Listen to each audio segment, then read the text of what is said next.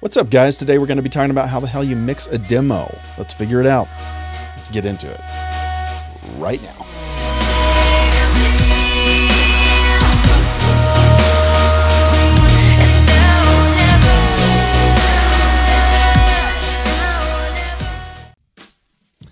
So I got asked the other day to come up with a tutorial on how to mix demos. In other words, if you have a production that you want to show somebody, either a song or something you're working on, but you want it to sound pretty good, you don't want just the sound out of just something like a real basic version of GarageBand or a multi-track recorder on your phone, how to make your stuff sound a little bit better. So I'm going to show you how I do it in Ableton. I probably have a little bit more attention to detail than most people, but maybe some of these tricks can help you out and maybe you can become a master of doing them quickly, because it can make or break whether or not somebody actually listens to your song. So let's get started. Let me show you. That's just how I feel. That's just how I feel. Let's listen to this and I'll show you some of the things I did in it. I say, why does it feel so good? So good to be back. That's just how I getting what I want, boy. Why does that make you so mad? I say, why does it feel so good? So good to be back. 'Cause if it's trouble that you're looking for, oh baby, here I am. Oh baby, here I am. Oh baby, here I am. Oh baby, here I am. Oh baby, here I am. Oh baby, here I am. Oh baby. Oh baby. Oh baby, here I am. Oh baby, so am I wrong? Thinking that we could be something for real. Oh baby, now am I wrong? I'm trying to reach for things that I can't see. Oh baby, so am I wrong? Thinking that we could be something for real. Oh baby, now am I wrong? I'm trying to reach for things that I can't see. Oh baby, that's just how I feel. Oh baby, that's just. All right, let's break this down a little bit. One of the most important parts of making a demo is paying attention to your master bus. So what's coming out, the final product. I currently am using a plugin called Ozone, which I highly recommend, but if you don't have that money for that, even the basic version, you can do a lot without it. So I'm going to remove it. What I showed you earlier was with it on, but I'm going to remove it. So it was also acting as a limiter. So now if you look at the master bus and we play a little piece of this. Oh baby. Oh baby. You're going to notice that I'm clipping just a little bit on the master bus, and that's okay. I don't mind that too much because a little bit of distortion sometimes actually can add to the song. It adds a certain amount of colorization, but that's going to be limited anyway, which is basically a hard compressor once I put my mastering on it at the very end. If I don't have this mastering plugin, I can just throw a compressor on this master bus. What I'll talk to you a little bit about in the next video is how to make your mix louder, how to get it actually louder, but we're not going to worry about that right now.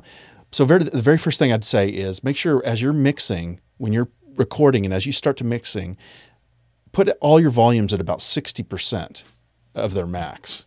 In other words, give yourself a lot of headroom, because once you start stacking vocals, it's going to compound that volume and it's going to be quite loud. And then you're going to have to turn them all down anyway. So you might as well start off at the beginning. Just start off with them kind of low and then crank up your master volume on your interface or your headphones or whatever, just so you can hear it better. So that's rule number one, is keep all your volumes low at first. You can always bring them up later. probably one of the most obvious parts about mixing is actually having good quality sounds. Now that goes everything from the synthesizers you're using, the drums you're using, the quality of the recording, what type of digital workstation you're using, the quality of your voice, the microphones you're using.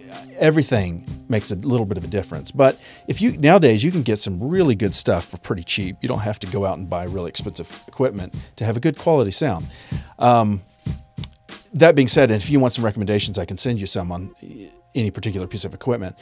But what I want to talk about is the actual balance of the song. So when someone talks about the balance of the song, they're talking about the ratio between how bass heavy and mid heavy and treble heavy the song is. It's kind of like that balance knob in your car. Actually, the balance knob I think usually does left and right, but the tone control. So basically how much bass or how much treble you have in the mix. If a song, if you've put together a demo and you send it out to somebody and there's hardly any bass in it because you were mixing on speakers that were very bass heavy, it's gonna come out on the other side very bass poor. This is one of the hardest parts about getting a mix, and it only comes with time. You're gonna get better and better as you do this. Believe me, your ears just start naturally getting better at it. And I'll show you a couple tricks on how to make that better. So let's talk about balance.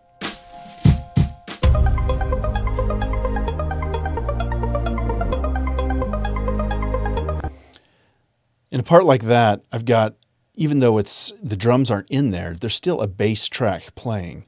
And that's a good place to actually find out kind of how hot your bass is. Sometimes with the drums in there, it can be a little bit misleading. But let's jump over to another part.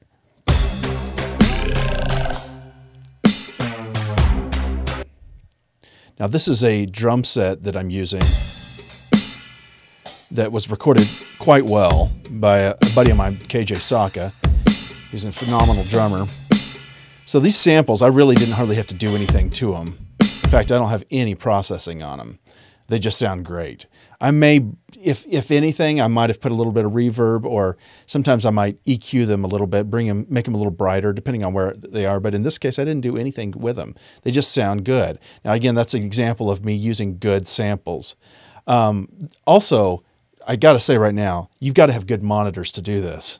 Unfortunately, if you're trying to record this using little Apple monitors or your laptop or even just cheap headphones, it's going to sound bad. To get the bass right in a song often requires having a little bit of a subwoofer or speakers that really can play under like 80 hertz, like down to about 40 to 60 hertz, because you need to know what's going on in those range. Now, I am not a professional mixer. This is not what I do for a living, but I have talked to enough mixers and I've watched enough videos to know that if you have a lot of mud or a lot of sound that's very, very low, even if you can't hear it, it's going to muddy up your mix. So you don't want any of that. So sometimes one of the very first things I'll do is I will grab an EQ and I'll throw it onto my drum. So in case of this, if we were going to do it on this drum set right here, I've got a lot of drums in this song, but you're just going to throw an EQ like this. And all I need is just this last part here. And I'm going to do a really hard, what's called a high pass filter. And I can, now if I pull it way up here, it loses all the low end. But down here, whether this is on here or off, you can't even tell. Our ear can't hear much further than like 40 hertz. And a lot of the stuff that's below that is more for atmosphere. It's the stuff you feel and not necessarily hear.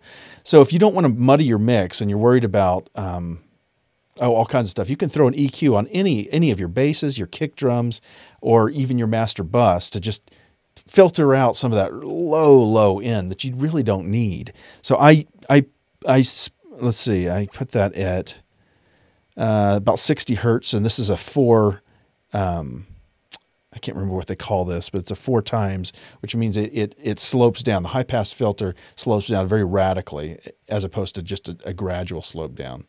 So I might, even go down to 40 hertz here or something like that. I'm looking at this little graph. But again, I can't even hardly tell, and I've got some good monitors, what I'm pulling out there. So if you can't hear it, why do you even have it in there anyway? Just take it out.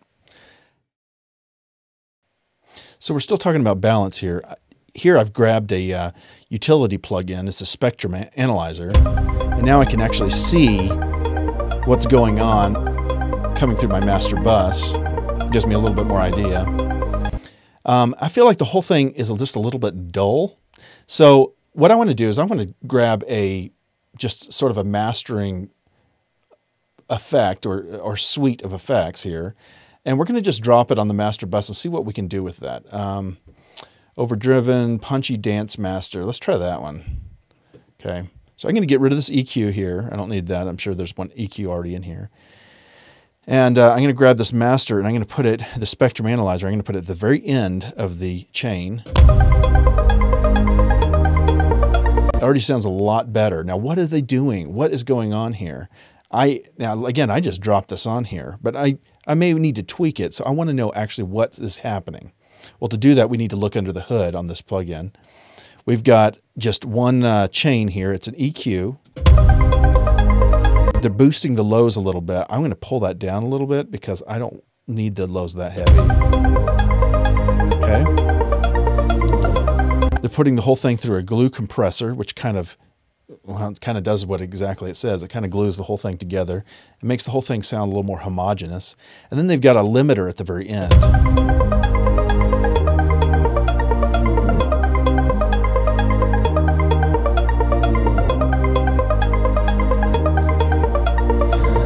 So I'm going to add the vocals back in. I say, why does it feel so good? So good to be back. 'Cause if it's trouble that you're looking for. Now those vocals and a little bit of the EQ here added that, what I was missing in this mix. It sounded a little dull to me. Now it sounds a little bit more sparkly. It sounds a little bit more, has more of a sheen to it. Okay, that's it for right now. Next week, we're going to continue this discussion about how to mix a demo, so stay tuned for that. Let me know if you have any questions or comments, and please subscribe and like the video below if you'd like it. That's it. Stay frosty, keep writing, and I'll talk to you next week. Later, guys.